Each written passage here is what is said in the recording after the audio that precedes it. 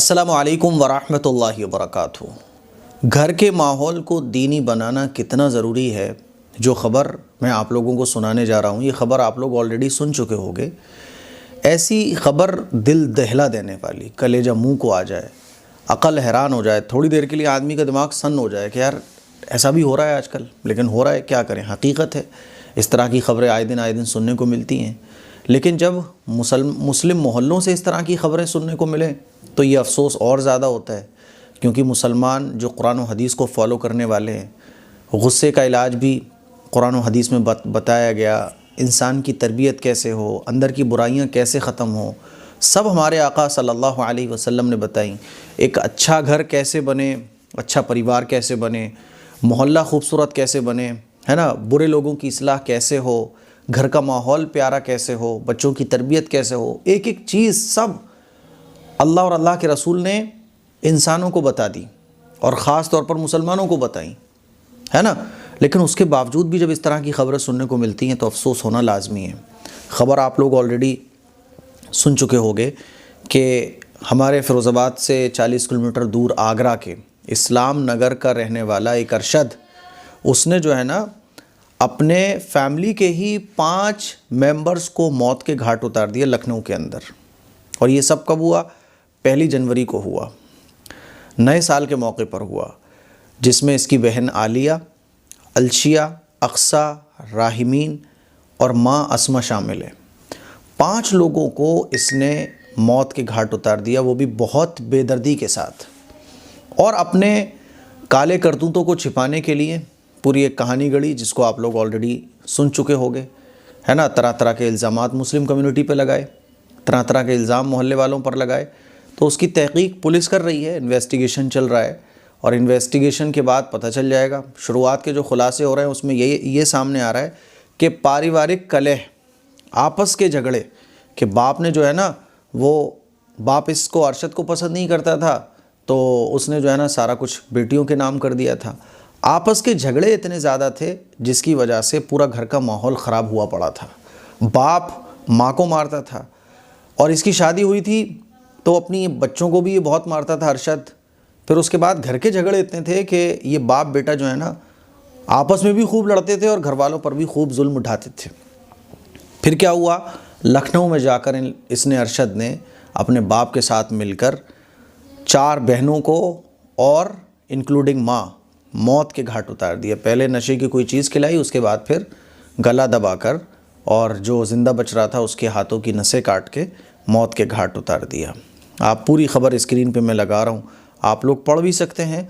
और ये ख़बर आप लोग पहले मुझे उम्मीद है कि देख भी चुके होंगे, बहुत वायरल चल रही है सोशल मीडिया पर, क्योंकि इसने तरह तरह के इल्ज़ाम भी लगाए थे कि मैं धर्म परिवर्तन करना चाहता हूँ, और योगी जी, मोदी जी, आप जो कर रहे हैं वो सही कर रहे हैं, ऐसे मुसलमानों को ख़त्म करना चाहिए, मेरे घर पर मंदिर बने। तो पुलिस को भी डाउट्स हो रहे थे इस तरह के इसके बयान पर। फिर पुलिस ने जो इन्वेस्टिगेशन की तो बहुत सारे खुलासे हो रहे हैं, और अभी भी बहुत सारी तहकीकात हो रही हैं, और इंशाअल्लाह खुलासे हो भी जाएंगे। आदमी अपने जुर्म पर जो है ना, आदमी अपने जुर्म पर पर्दा डालने के लिए फिर कुछ ना कुछ तो करता है, लेकिन पुलिस से वो बच नहीं पाता है।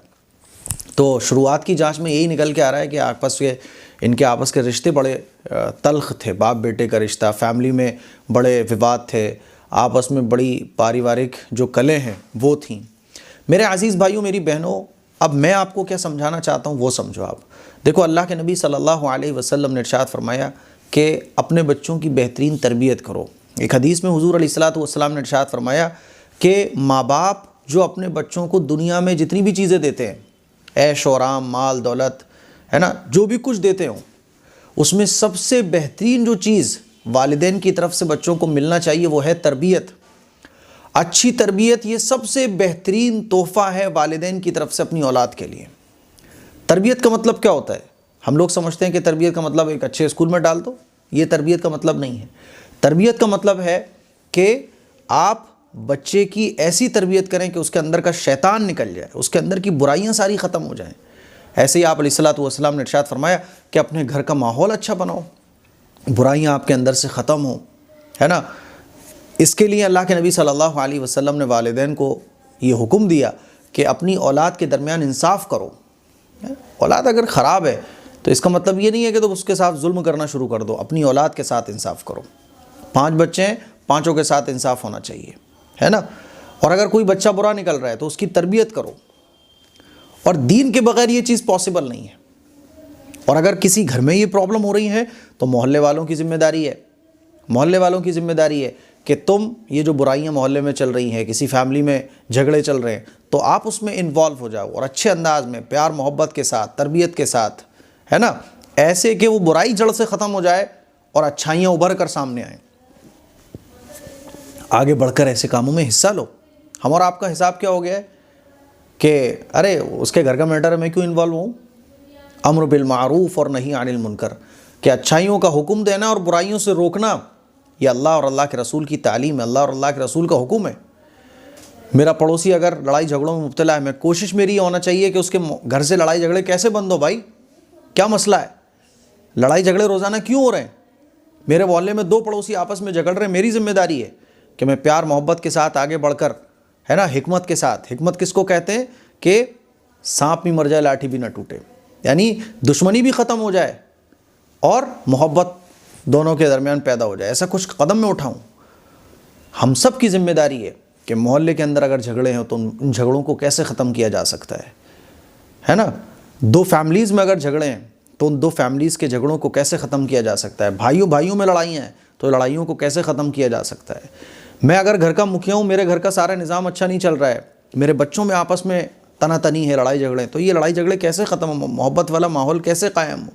ये सारी की सारी चीज़ें अल्लाह के रसूल सल्लल्लाहु अलैहि वसल्लम ने हमें सिखाई हैं। हम सीखने वाले तो बने।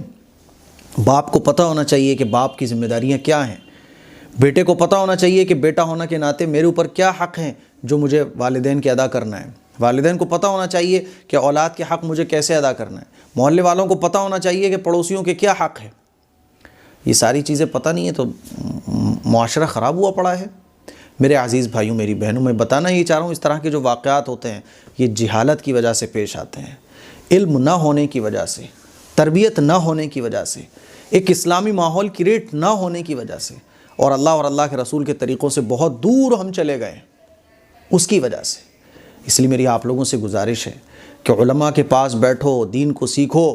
अल्लाह के रसूल सल्लल्लाहु अलैहि वसल्लम ने मुआशरे को, मुआशरत से मुताल्लिक़, लाइफ स्टाइल से मुताल्लिक़ जो चीज़ें बयान फरमाई हैं, गुस्से पे कैसे काबू आए, मेरे साथ गलत हो रहा हो तो गलत का जवाब मुझे अच्छाई से कैसे देना है ना, गुस्सा कैसे पीना है, अंदर के शैतान को कैसे ख़त्म करना है। ज़मीन जायदाद के पीछे, 1-1 फुट ज़मीन के पीछे जो लड़ाई झगड़े आज चल रहे हैं और बात मार धाड़ और कत्ल तक पहुंच जाती है। दुनिया के पीछे लड़ना, अंदर की जो हवस है वो कैसे ख़त्म हो, लालच कैसे ख़त्म हो। उलमा के पास बैठो, दीन से जुड़ो तो ये वाक़यात कम होंगे। इसीलिए मेरी आप लोगों से गुजारिश है कि इस तरह के वाक़यात पर अफसोस तो हम सब लोग कर लेते हैं, लेकिन आइंदा हमारे समाज में ऐसे वाक़यात ना हो, इसके लिए हमें क्या करना है। इसके लिए हमें प्यार, हिकमत, है ना, दीन से करीब आना पड़ेगा, उलमा से करीब होना पड़ेगा, मस्जिदों से करीब होना पड़ेगा, अल्लाह और अल्लाह के रसूल के तरीक़ों को समझना पड़ेगा, है ना, और अपनी इस्लाह के लिए थोड़ा बहुत वक्त हमें देना पड़ेगा, ताकि हमें पता चले कि अपने मोहल्लों को, अपने घर को, अपनी फैमिलीज़ को कैसे हमें हैंडल करना है। ख़ास तौर पर ऐसी सिचुएशन में जब ये झगड़े होते हैं ना, बचपन में बच्चों के बीच झगड़े होते हैं, तभी वो झगड़े हम ख़त्म क्यों नहीं कर पाते। फिर ये बच्चे बड़े होते हैं, घर घर के झगड़े बढ़ने लगते हैं, और इस तरह की फैमिलीज़ 4 हो जाए तो मोहल्लों में झगड़े होना शुरू हो जाते हैं। तो ये कैसे ख़त्म हो, इसके लिए हम सबको फ़िक्रमंद होना ज़रूरी है। तो ये ख़बर पढ़ने के बाद बहुत अफसोस हुआ, है ना। अल्लाह ताला से दुआ है कि अल्लाह ताला हमारे नौजवानों को समझ अता फ़रमाए और जितनी बातें हम लोगों ने सुनी है इस पर अमल करने की तौफ़ीक़ हम सबको अता फ़रमाए। अस्सलामु अलैकुम व रहमतुल्लाहि व बरकातुहू।